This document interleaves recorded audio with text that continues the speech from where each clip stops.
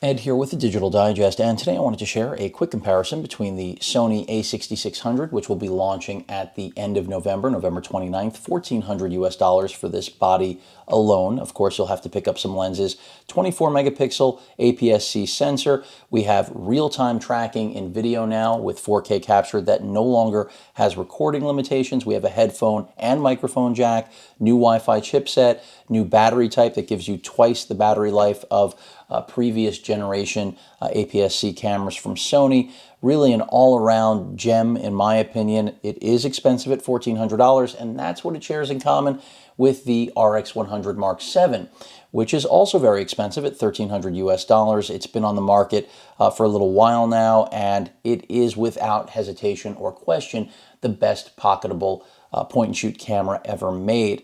Also very fast autofocus system, real-time tracking, just like the a6600 in the video world. We have eye autofocus detection in both of these cameras. We have flip-around LCD screens for self-framing in both of these cameras. So they share a lot of the features in common, even though 1-inch sensor on the right, Aps-C sensor, and interchangeable lens camera on the left. Very similar when it comes to their autofocus performance. I would call both of these mini A9s, if you will. These are both loners, and I just think that right now these are two of Sony's best offerings in their new crop of devices. I covered the RX100 thoroughly. I didn't end up giving you my full review yet, but I will now that I have it back in my possession. And the a6600 review is on the way. But either way, if you have these together, they are fantastic traveling companions. I think that if you take two of these, each of these on a trip with you, you have pretty much everything covered if you have the right glass that you need for the a6600, because you have something in the RX100 Mark VII that can go anywhere you need and really is a do-everything point-and-shoot camera if there ever was one. And then you've got the a6600, which, as I mentioned, battery life that's unparalleled compared to previous Aps-C offerings from Sony, flexibility with the display. You have aspect ratio selections now for still images. I already mentioned the real-time tracking autofocus system on here, which is the best that Sony has ever produced. And it's still lightweight, it's still compact, but the build has been beefed up, and I think it can suit just about every photographer, videographer's needs. Same kind of applies to the RX100 Mark VII. But back to comparing them, $1,300 for this camera, which you're done. You may want to pick up some extra batteries. You'll need SD cards for either of these. And then the a6600, $1,400 for the body alone. And that's why I felt this comparison was compelling, because yes, the a6600 is the top of Sony's Aps-C pyramid right now. They refer to it as their flagship. But only $100 separates these two cameras. Of course, you will need a lens, and that will make the price substantially higher. But if you're careful about what you select, there are still pieces of E-mount glass that are relatively affordable. Of course, with the a6600, Sony did launch a brand new zoom lens, which is arguably the best native Aps-C glass ever made. And I'm not going to include that in this comparison, because if you do pick that up, you're well over $2,000. In fact, any Aps-C piece of glass is going to put this closer to $2,000 or more.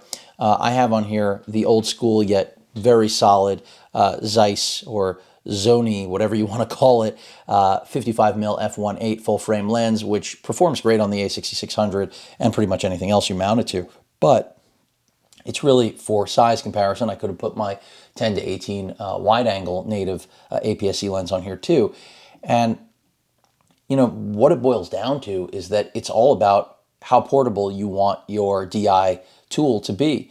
If you want something that's the lowest profile, the smallest possible thing you can carry around and still achieve great results, the RX100 Mark VII is not going to be beat by anything. I mean, that's just a fact of life.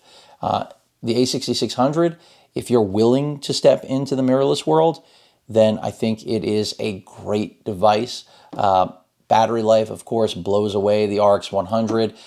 The video, lack of video limitations here, even though on the RX100 Mark VII, we can now play with those, the heat warnings and recording limitations. we still don't have what we have with the a6600, which is unlimited recording until you exhaust the battery or you do hit some sort of overheat threshold. So if you have an emphasis on video, the a6600 will serve you better. But again, that's dependent on what kind of glass you attach to it. And there is, I don't want to say more of a learning curve, but you'll get more out of the a6600 if you're knowledgeable. And that's not to say you won't get a lot out of the RX100, but this is an interchangeable lens camera over here on the left, and inherently, the more you know, the better served you will be. That's not to say that the RX100 isn't for pros as well. It is. You do have a microphone input. I'll go ahead and pop these open just so you can see the I/O that the camera has to offer, but it's not as robust as what we get with the a6600. So, of course, you have HDMI, Sony's multi-port, and a microphone jack, and that's it. NFC, Wi-Fi on board. You do have a flash, and that's important to point out because there is no flash on the a6600, and that's why I do think these are a really good pairing to have together. If you have them both, you kind of have everything covered, again, if you have the glass you want. Then here, of course, we have better I/O than we do with the RX100. We have headphone, microphone, and multi-port, as well as an HDMI output. Neither of these can do 10-bit 4K. You're looking at 8-bit, but both of them have very good video performance. Of course, as I've stated over and over again, you'll get better overall performance out of the a6600 if it's used right. In-body image stabilization in the a6600, but the RX100 has active steady shots. So while that is electronic in nature, that form of stabilization I wish was available on the a6600. It is not. And essentially what it nets you with the RX100 Mark VII is that you can shoot handheld footage that's going to look far more stable, far more watchable, if I can close these flaps, far more watchable than what you're going to get out of traditional steady shot or the IBIS incorporated into the a6600. But bear in mind the a6600 with the IBIS means that you can adapt glass to this Sony camera that is not native Sony, and it's going to work very well. You're going to have stabilization for that glass that likely doesn't have stabilization. Of course, if you have a Sony lens with optical steady shot paired with IBIS, it's as good as you're going to get in that outfit. But it's really a matter of personal preference here. I mean, this has an EVF, just like the a6600. Neither of them is best in class, I'll tell you that right now. But again, pretty much every box that you could check will, of course, go in the a6600's favor. The buffer on both of them is solid, but again, the winner in just about every category is going to be the a6600, and it should be. I mean, this is, again, Sony's flagship interchangeable mirrorless APS-C camera. The RX100, though, it holds that title for being the most compact, the most portable digital imaging tool for both still and video that anyone can get their hands on. You see what I did there? And I love it. I mean, again, remember, this is in the palm of my hand, and if this was the only camera that I had, I'd still be in better shape than the majority of people out there, especially those who rely on their smartphone. I mean, this blows smartphones away, and whenever people comment, and I'm sure people will now that I've mentioned it, that their smartphone is just as good as an RX100, well, seek help when needed. So the RX100 certainly stands on its own in every way, and I love this thing, but it's all a matter of how light you want to travel. If you're looking to go as minimal as possible, the RX100 will win every time. If you want the more feature-rich product that has more bases covered, that comes closer to being a professional experience in terms of the capability of the tool, that is the a6600. And don't get me wrong, there's room for improvement with the a6600. There's room for improvement with the RX100. Neither is a perfect DI device. But overall, they both are very expensive for what they do, but still best in class in terms of what they do. So I think that they share a lot in common. Again, I look at both of them as mini A9s. You could also throw, of course, the a6400 into that equation.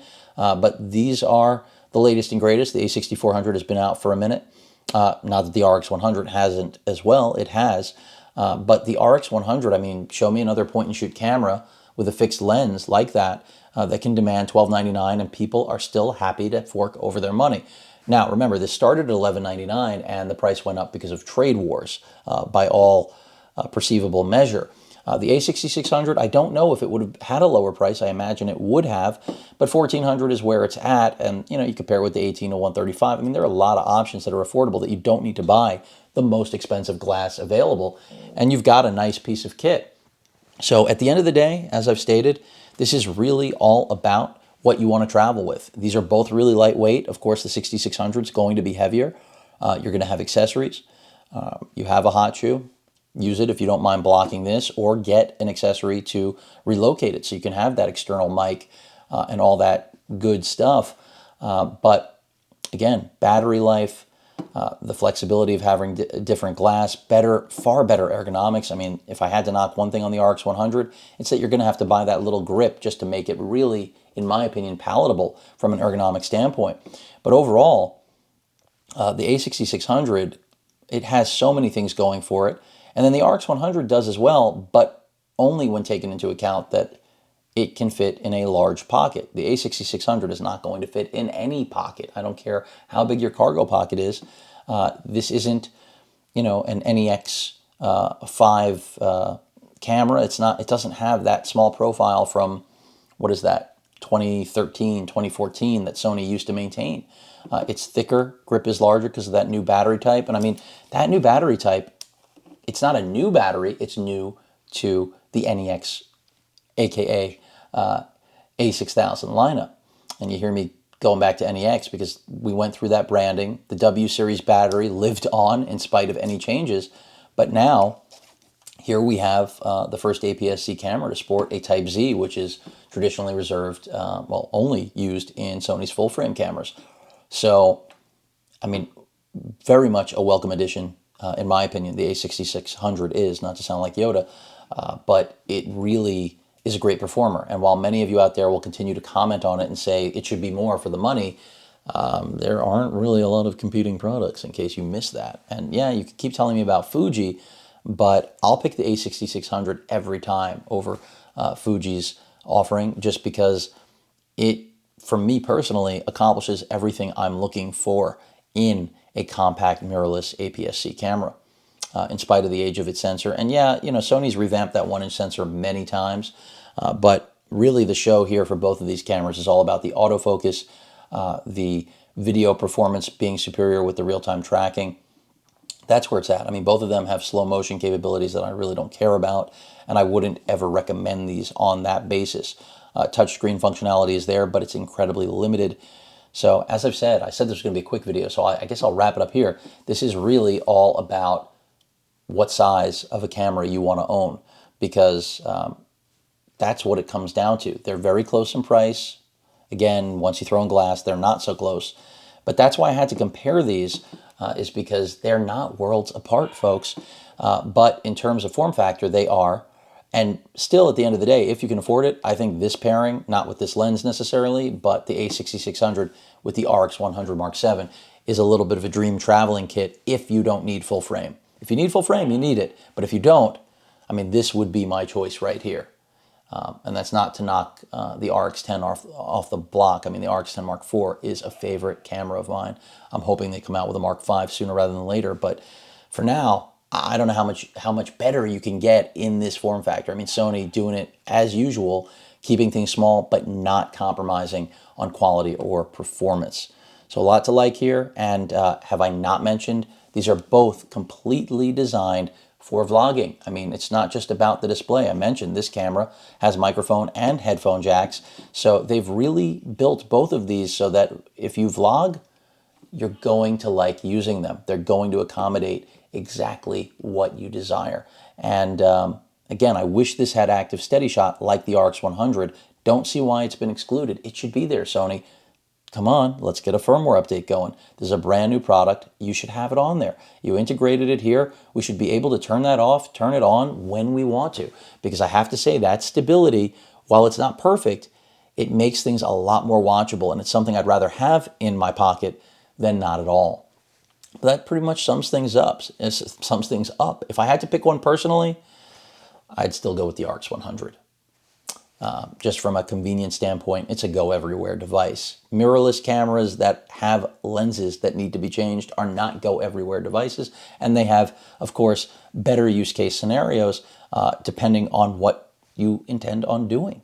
If you need the quality, though, the a6600 absolutely delivers, and I think does a better job at accommodating pros than any APS-C camera Sony has ever put out. Again, it doesn't mean that Sony doesn't have more work to do. They do. And the same applies to the RX100 Mark VII. Any questions or comments, please feel free to post them. Hit that like button. And as usual, please feel free to subscribe. Later.